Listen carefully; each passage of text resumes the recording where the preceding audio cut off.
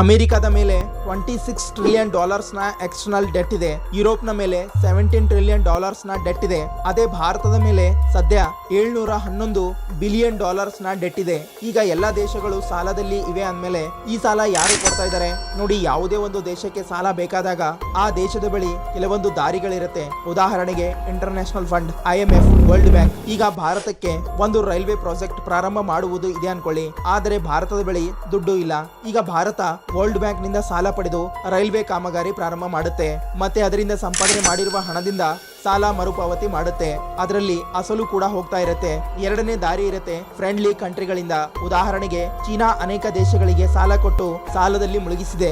ಅದೇ ತರ ಜಪಾನ್ ಕೂಡ ಭಾರತಕ್ಕೆ ಲೋನ್ ನೀಡಿದೆ, ಏಕೆಂದ್ರೆ ಭಾರತದಲ್ಲಿ ಬುಲೆಟ್ ಟ್ರೈನ್ ನಿರ್ಮಾಣ ಮಾಡಲು. ಮೂರನೇ ದಾರಿ ಇರುತ್ತೆ ಪ್ರೈವೇಟ್ ಇನ್ವೆಸ್ಟ್. ಕೆಲವೊಮ್ಮೆ ಅನೇಕ ದೇಶಗಳ ಸರ್ಕಾರಗಳು ಬಾಂಡ್ಸ್ ರಿಲೀಸ್ ಮಾಡುತ್ತೆ. ಇದನ್ನ ಕಂಪನಿಗಳು ಖರೀದಿ ಮಾಡುತ್ತೆ. ಇದರಿಂದ ಸರ್ಕಾರದ ಬಳಿ ಹಣ ಸಂಗ್ರಹಣೆ ಆಗುತ್ತೆ. ಇಂತಹದೇ ಫ್ಯಾಕ್ಟ್ ವಿಡಿಯೋ ನೋಡಲು ಚಾನಲ್ ಅನ್ನು ಸಬ್ಸ್ಕ್ರೈಬ್ ಮಾಡಿ, ಹಾಗೆ ನಮ್ಮನ್ನ ಫಾಲೋ ಮಾಡಿ, ಸಪೋರ್ಟ್ ಮಾಡಿ.